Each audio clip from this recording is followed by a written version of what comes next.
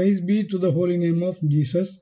I welcome you all in the name of Jesus Christ, our Lord. Our Lord is good, His grace is forever. Lord Jesus Christ is unchanging yesterday, today, and forever. His grace will never change. He is the creator of heaven and earth. He is the creator of all creations of this earth. We are all the works of our Lord God. Amen. Hallelujah. Hallelujah. Glory be to His holy name. In these days, in the present world, developments are going in a fast way. Knowledge is increasing fast. New inventions are being made continuously. We are now living in digital world. The technology is growing fast. The youngsters want to know many things. The knowledge is in their fingertips. They can search any information with their smartphones in a moment. Google is the god of this day. From human world, we are moving towards a robotic world. From physical world, we are moving towards a virtual world. What we dream, we can create through our computers and see and live virtually. We now started to travel by electric vehicles instead of petrol or diesel vehicles. We travel with a driver or self-driving car, but soon we will travel by driverless car. From the present travel by car on the roads, we will soon fly in the car in the air. Our earlier generation, our forefathers, they lived according to the comforts available on those days. They invented many things and did many developments. They ran their race and finally they entered into their last destination. Every man will be born in this earth, live for certain years and leave this world and reach his final destination, death. But the mystery behind the birth and death is not known, not clearly understood by many in this world. But it is true that birth is there and death is there. This is happening daily in this world and it is for everyone. Today we will see how the human being came into existence according to the scientists as well as the Holy Bible. For our meditation, let us read Genesis chapter 1, verse 26 to 28. And God said, Let us make man in our image after our likeness, and let them have dominion over the fish of the sea, and over the fowl of the air, and over the cattle, and over all the earth, and over every creeping thing that creepeth upon the earth. So God created man in his own image, in the image of God created he him, male and female created he them. And God blessed them, and God said unto them, Be fruitful, and multiply, and replenish the earth, and subdue it, and have dominion over the fish of the sea, and over the fowl of the air, and over every living thing that moveth upon the earth. Today we will see the topic theory of evolution and origin of man in our message. First, we will see what are all the four theories of evolution. There are different stories existing in this world on how the human race came into existence. Different religions teach different theories. Scientists also try to prove by different theories on different occasions on how the living things came into existence. The Bible teaches us how the first man was created. Let us see the different theories of evolution and the scripture for our edification and grow in our spiritual life in our Lord Jesus Christ further. The four main theories of evolution are 1. Lamarckism, 2. Darwinism, 3. Mutation theory, 4. Neo-Darwinism or synthetic theory of evolution. We will see the postulates of these theories, evidence, criticism, and significance of these theories. In our last message, we have seen the first theory, the theory of Lamarck called Lamarckism. Today, we will see the second theory of Darwinism. Darwinism is a theory of biological evolution developed by English naturalist Charles Darwin and others, stating that all species of organisms arise and develop through the natural selection of small inherited variations that increase the individual's ability to compete, survive, and reproduce, also called Darwinian theory. It originally included the broad concepts of transmutation of species or of evolution, which gained general specific acceptance after Darwin published On the Origin of Species in 1859, including concepts which predated Darwin's theories. English biologist Thomas Henry Huxley coined the term Darwinism in April 1860. Charles Darwin, he lived from 1809 to 1882 AD, an English naturalist, was the most dominant figure among the biologists of 19th century. He made an extensive study of nature for over 20 years, especially in 1831 to 1836 when he went on voyage on the famous ship HMS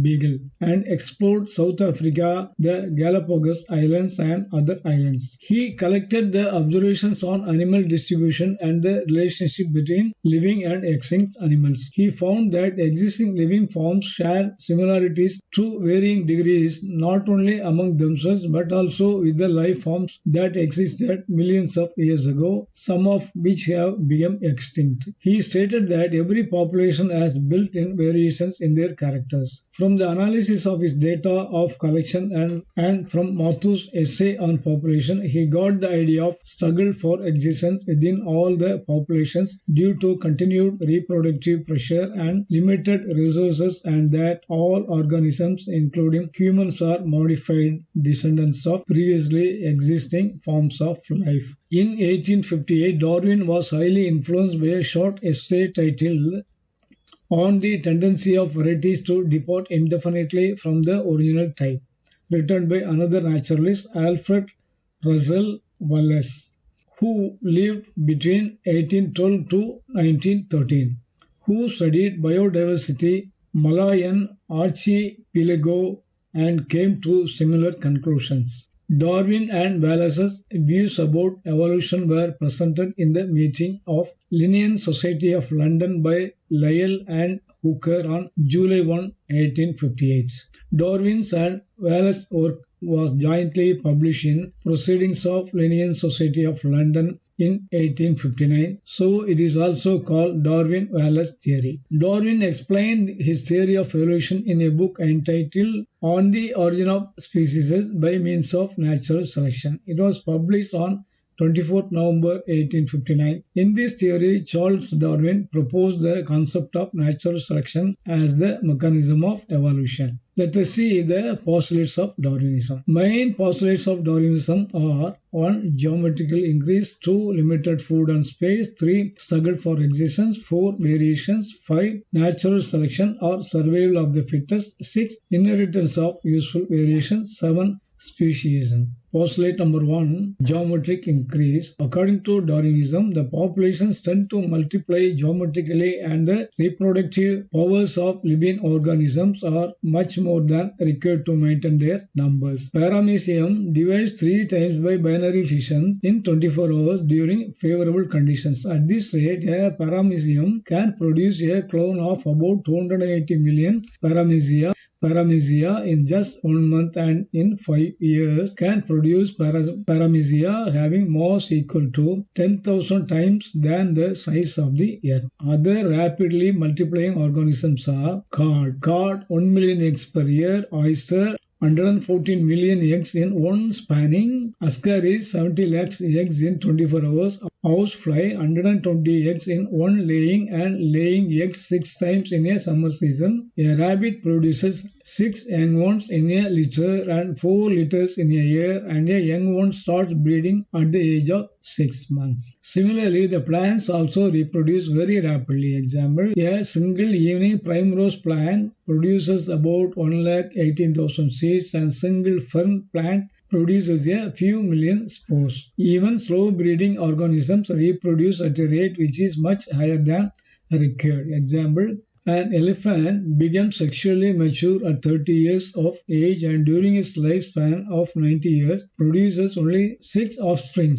At this rate, if all elephants survive, then a single pair of elephants can produce about 19 million elephants in 750 years. These examples confirm that every species can increase manifold within a few generations and occupy all the available space on the earth, provided all survive and repeat the process. So the number of species will be much more than can be supported on the earth. Postulate number 2, limited food and space. Darwinism says that though a population tends to increase geometrically, the food increases only arithmetically. So two main limiting factors on the tremendous increase of a population are limited food and space, which together form the major part of a carrying capacity of environments. These do not allow a population to grow indefinitely, which are nearly stable in size except for seasonal fluctuation. Postulate number 3, struggle for existence. Due to rapid multiplication of populations but limited food and space, there starts an everlasting competition between individuals having similar requirements. In this competition, every living organism desires to have an upper hand over others. This competition between living organisms for the basic needs of life like food, space, mate, etc. is called struggle for existence, which is of three types. 1. Intraspecific, that is between the members of same species. As example, two dogs struggling for a piece of meat. 2. Interspecific, between the members of different species. Example, between predator and prey. 3. Environmental or extra-specific, between living organisms and adverse environmental factors like heat, cold, drought, flood, earthquakes, light, etc. Out of these three forms of struggle, the intraspecific struggle is the strongest type of struggle, as the needs of the individuals of same species are more similar. Example, sexual selection, in which a cock with a more beautiful comb and plumage has better chances to win a hen than a cock with less developed comb. Similarly, cannibalism is another example of intraspecific competition, as in this individuals eat upon the members of same species. In this death and life struggle, the majority of individuals die before reaching the sexual maturity, and only a few individuals survive and reach the reproductive stage. So, struggle for existence acts as an effective check on an ever-increasing population of each species. The nature appears saying they are weighed in the balance and are found wanting. So the number of offsprings of each species remains nearly constant over a long period of time. Postulate number 4, variations. Variation is the law of nature. According to this law of nature, no two individuals except identical twins are identical. This everlasting competition among the organisms has compelled them to change according to the conditions to utilize the natural resources and can survive successfully. Darwin stated that the variations are generally of two types: continuous variation and fluctuations, and discontinuous variations. On the basis of their effect on the survival chances of living organisms, the variations may be neutral, harmful, and useful.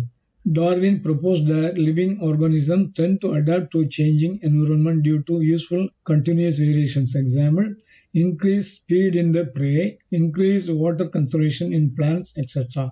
As this will have a competitive advantage. Postulate 5. Natural selection or survival of the fittest. Darwin stated that as many selects the individuals with desired characters in artificial selection, nature selects only those individuals out of the population which are with useful continuous variations and are best adapted to the environment, while the less fit or unfit individuals are rejected by it.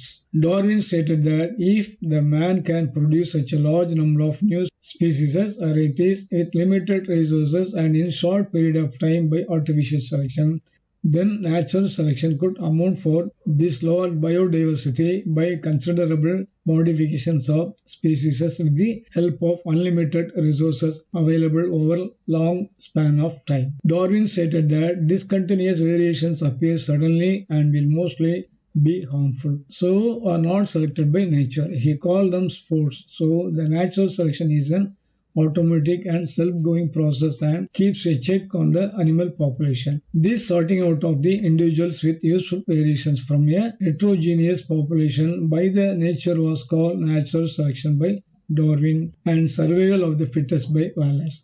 So natural selection acts as a restrictive force and not a creative force. Postulate number 6. Inheritance of useful variations. Darwin believed that the selected individuals passed their useful continuous variations through their offsprings. So they are born fit to the changed environment. Postulate number 7. Speciation. According to Darwinism, useful variations appear in every generation and are inherited from one generation to another. So the useful variations go on accumulating, and after a number of generations, the variations become so prominent that the individual turns into a new species. So according to Darwinism, evolution is a gradual process and speciation occurs by gradual changes in the existing species. Thus, the two key concepts of Darwinian theory of evolution are 1. Branching descent and 2. Natural selection. Now let us see the evidence in favor of Darwinism. 1. There is a close parallelism between natural selection and artificial selection. 2. The remarkable cases of resemblance, example, mimicry and protective coloration can be achieved only by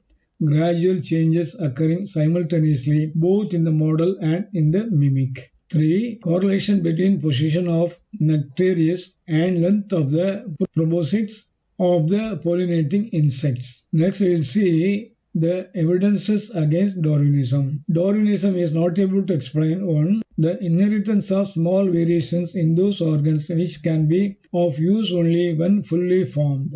Example, wing of a bat. Such organs will be of no use in incipient or underdeveloped stage. 2. Inheritance of vestigial organs. 3. Inheritance of over-specialized organs. Example, antler in deer and tusk in elephants. 4. Presence of neuter flowers and sterility of hybrids. 5. Did not differentiate between somatic and germinal variations. 6. He did not explain the causes of the variations and the mode of transmission of variations. 7. It was also refuted by Mendel's laws of inheritance, which states that inheritance is particulates. So this theory explains only the survival of the fittest but does not explain the arrival of the fittest. So Darwin himself confessed natural selection has been main but not the exclusive means of modification. To sum up, number 1, Darwinism according to Darwin is that the population tend to multiply geometrically and the reproductive powers of living organisms are much more than required to maintain their number. Example, paramecium. 2. Darwinism said that though a population tend to increase geometrically, the food increases only arithmetically. So two main limiting factors on the tremendous increase of population are 1. Limited food and 2. Space, which together form the major part of carrying capacity of environments. These do not allow a population to grow indefinitely, which are nearly stable in size except for seasonal fluctuation. 3. Due to rapid multiplication of population but limited food and space, there sorts an everlasting competition between individuals having similar requirements. In the competition, every living organism desires to have an upper hand over the others. This competition between living organisms for the basic needs of life like food, space, mate, etc. is challenged struggle for existence. In this death and life struggle, the majority of individuals die before reaching the sexual maturity and only a few individuals survive and reach the reproductive stage. So, struggle for existence acts an effective check on an ever-increasing population of each species. 4. Variation is the law of nature. According to this law of nature, no two individuals except identical twins are identical. Their everlasting competition between the organisms have compelled them to change according to the conditions to utilize the natural resources and can survive successfully. Darwin stated that the variations are generally of two types: continuous variations or fluctuations and discontinuous variations. On the basis of their effect on the survival chances of living organisms, the variations may be neutral, harmful, and useful. Darwin proposed that living organisms tend to adapt to changing environment due to useful continuous variations, as this will have a competitive advantage. 5. Darwin stated that as many selects the individuals with desired characters in artificial selection, nature selects only those individuals out of the population which are with useful continuous variations and are best adapted to the environment, with the less fit or unfit individuals are rejected by it. Darwin stated that if the man can produce such a large number of new species as varieties with limited resources and in short period of time by artificial selection, then natural selection could account for this large biodiversity by considerable modifications of species with the help of unlimited resources available over a long span of time. Darwin stated that discontinuous variations appear suddenly and will mostly be harmful, so are not selected by nature. He called them sports. So the natural selection is an automatic and self-going process and keeps a check on the animal population. This sorting out of the individuals with useful variations from a heterogeneous population by nature was called natural selection by Darwin and survival of the fittest by Wallace. So natural selection acts as a restrictive force and not a creative force. 6. Darwin believed that the selected individuals pass their useful continuous variations to their offspring so that they are born fit to the changed environment. 7. According to Darwinism, useful variations appear in every generation and inherited from one generation to another. So the useful variations go on accumulating, and after a number of generations, the variations become so prominent that the individual turns into a new species. So, according to Darwinism, evolution is a gradual process and speciation occurs by gradual changes in the existing species. Thus, the Darwin's theory of evolution states that there have been species of life since millions of years ago and that all living things, including humans, are altered descendants of the former forms of life. Moreover, his theory suggests that the human race may thus be the descendants of the previous species of life, and that the human race may have thus dug up from a different species. If so, this theory fails to state from where did the life form of millions of years ago come from. His theory fails to say what their original beginning of the first species is. His theory says only the changing form of organisms, that is, from the generation to generation, the transformation of existing species of life, but it fails to say from where the first species of life originated. But according to the Holy Bible, the heavens and the earth did not come into existence by a natural way. Only God, who is eternal, created heaven and earth. It also clearly states that God created the first man and all the first living things. In the first chapter of the Bible, it is written in verse 1 that the heavens and the earth were created by God. The universe was first created. God created the universe. This is the first evidence that one God exists. 2. Heaven and earth were created by God. This is the first and foremost proof that God is existing and He only created the universe. This Bible is a written and infallible proof. The Bible says, in the beginning God created heaven and earth. Genesis 1:1. Then the second question, where was God, was also answered. The earth was disorderly and empty. There was darkness over the depths. The Spirit of God was waving on the water. Genesis 1:2. Here we come to know that God created the heaven and earth. The earth was 1. Without form, 2. Void, 3. Darkness was upon the face of the deep.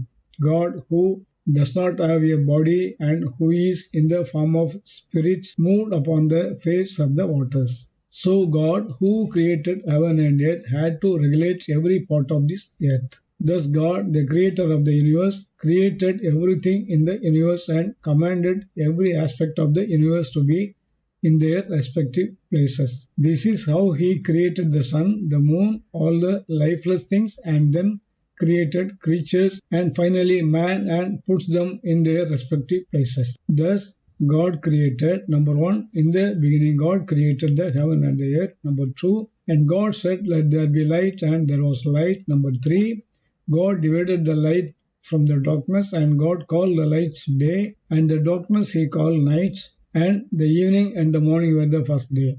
Number 4, and God said, let there be a firmament in the midst of the waters, and let it divide the waters from the waters. And God made the firmament, and divided the waters which were under the firmament from the waters which were above the firmament. And it was so. And God called the firmament heaven, and the evening and the morning were the second day. Number 5, and God said, let the waters under the heaven be gathered together unto one place, and let the dry land appear. And it was so. And God called the dry land earth, and the gathering together of the waters called he seas. And God saw that it was good. Number 6. And God said, let the earth bring forth grass, the herb yielding seed, and the fruit tree yielding fruit after his kind, whose seed is in itself upon the earth. And it was so. Number 7. And God said, let there be lights in the firmament of the heaven to divide the day from the night, and let them be for signs and for seasons and for days and years. And let them be for lights in the firmament of the heaven to give light upon the earth. And it was so. Number 8. And God made two greater lights, the greater light to rule the day, and the lesser light to rule the nights. He made the stars also. And God set them in the firmament of the heaven to give light upon the earth, and to rule over the day and over the nights, and to divide the light from the darkness. And God saw it was good. Number 9. And God said, let the waters bring forth abundantly the moving creature that hath life, and fowl that may fly above the earth in the open firmament of heaven. And God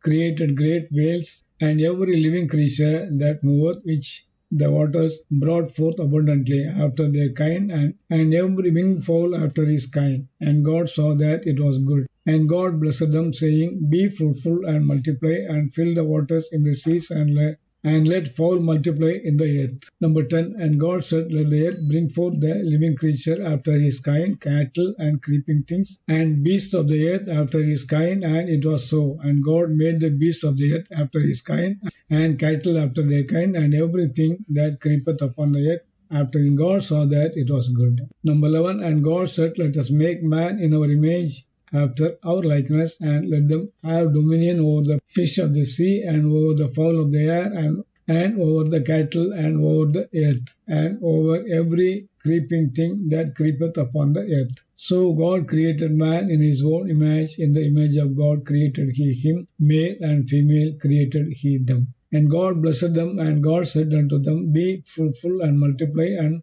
replenish the earth, and subdue it, and have dominion over the fish of the sea, and over the fowl of the air, and over every living thing that moveth upon the earth. And God said, behold, I have given you every herb-bearing seed which is upon the face of all the earth, and every tree in the which is the fruit of a tree yielding seed, to you it shall be for meat. And to every beast of the earth, and to every fowl of the air, and to everything that creepeth upon the earth, wherein there is life, I have given every green herb for meat. And it was so. And God saw everything that he had made, and behold, it was very good. And in the evening and the morning were the sixth day.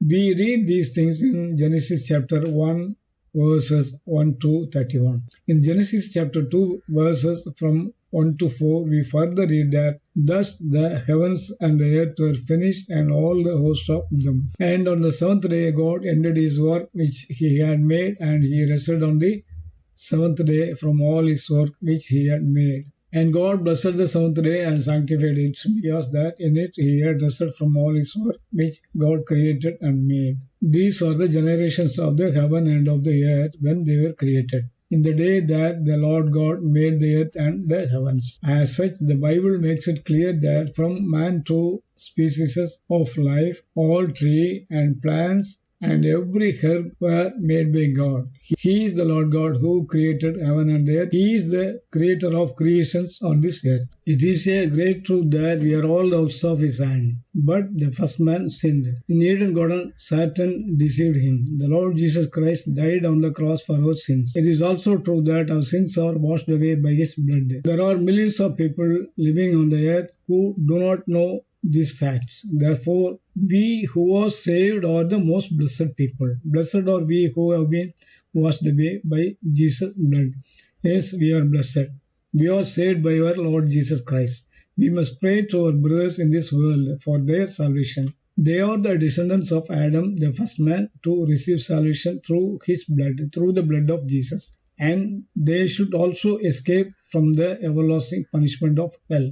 Let us keep our salvation and walk in the righteousness and holiness of God and eagerly await for the coming of our Lord Jesus Christ. We will inherit everlasting life and we will live with Him forever and ever with joy and peace. Amen. The grace of our Lord Jesus Christ, the love of God the Father, and the communion of the Holy Spirit be with you now and forever. Amen. May God bless you. We will meet again in our next message.